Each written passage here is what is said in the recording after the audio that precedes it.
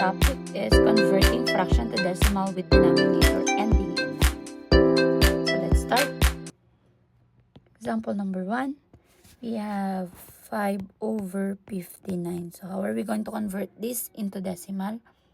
First step is copy the numerator. And then the next number to 59 is 60. Then ngayon, yung isasolve na natin yung 5 divided by 60. So ito ay strategy lang sa Vedic. Okay? So 5 divided by 6 cannot be. So lagay lang natin dito ay 0. Now, we have to add 0. 50 divided by 60. Hindi pa rin pwede, no? So 0 pa rin. Add tayo ng 0. And this time, pwede na. 500. Numerator is greater than the denominator. Cancel out na lang tayo. So, cancel 0. So, what's left is 50 divided by 6 is 8. Ang kaya nun ay 48, diba? 6 times 8, 48. Remainder doon ay 2. So, yung mga remainder, ilalagay lang natin dito sa ilalim. Dito. Yan. Hindi dito sa next, dito sa before yun sa sinulat mong sagot, sa quotient. Ngayon, ang basa na natin dito is 28 na. Okay, so we have 28 divided by 6, kaya lang ay 4. 24. Ang remainder doon ay 4. So, dito ilalagay remainder. Ngayon, ang basa ngayon dito ay 44. 44 divided by 6, kaya ay 7. 6 times 7, 42. 44 yon. So, ang remainder ay 2. So, ilalagay lang natin dito, 2. So, ang basa ngayon dito ay 27. 27 divided by 6, kaya ay 4. Kasi 24. And then, ang remainder ay 3. Ngayon, basa ngayon dyan ay 34. 34 divided by 6, 5 naman ang kaya. 5. 5 times 6, 30. E di may remainder na 4. So, ngayon, ang basa dito ngayon ay 45. 45 divided by 6. So, ang sagot natin ay 7. Ang remainder ay 3. So, ilalagay ko remainder 3.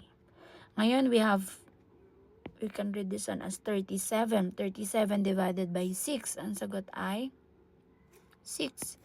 Kasi 36. Ang remainder ay 1. No? And then 16 divided by 6. Ang kaya ay 2 lang sa 12. Ang remainder natin ay 4. And then, continuous yan. Yan. So, ang sagot natin dyan, itong mga naka-block. So, 5 divided by 59 is 0.084745762. Okay, let's verify yung calcu. Ang given natin ay 5 divided by 59. And ang sagot ay 0.08474 pa-suspense 5762. Ayan. Let's have another example. Let's say we have, hanap lang tayo. Let's say, 2 digits naman. 48 divided by 89. Ayan. So, 48, numerator, denominator magiging 90. Ayan. 48 divided by 90. Cannot be. So, 0. Ayan. Add tayo ng 0. 480 divided by 90. Pwede na. Higher na yung numerator. So, pwede na tayo mag-cancel ng 0. Ayan. Yun yung kasi yung goal natin na lagi mag-cancel. Next, 48 divided by 9 is 5. Kasi 45, no? 9 times 5, 45. So, we have here 3 as remainder. So, dito ilalagay yung 3. Next, ang basa natin dyan ay 35. 35 divided by 9, tatlo lang.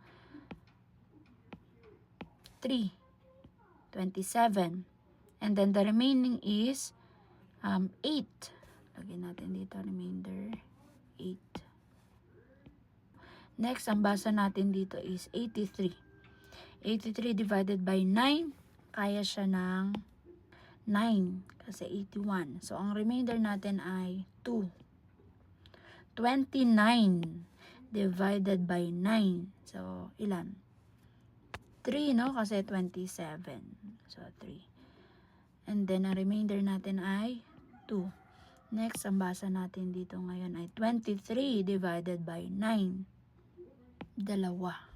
18 lang. And then, the remainder is 5.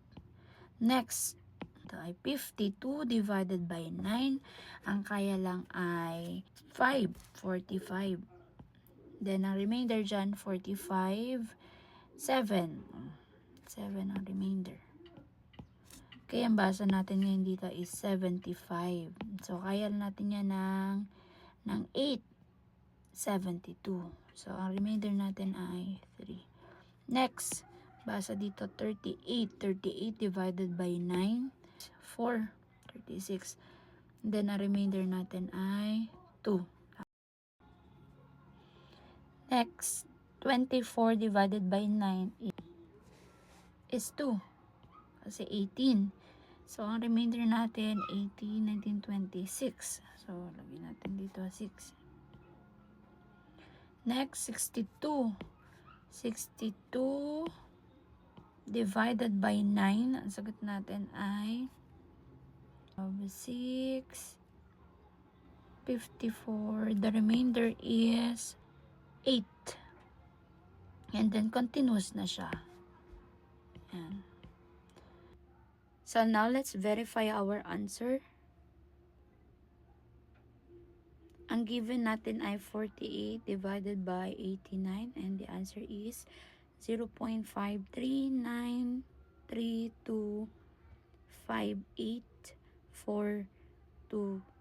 So, ito, kung i-round off lang natin to, yung 26 sa dulo, add 1, so it will become 8423. So, correct yan. Kasi kung i-round off lang natin to, ito, mag-add 1 tayo dito. Magiging 3. And then, continuous. Okay? So, using this method na padali yung solving natin.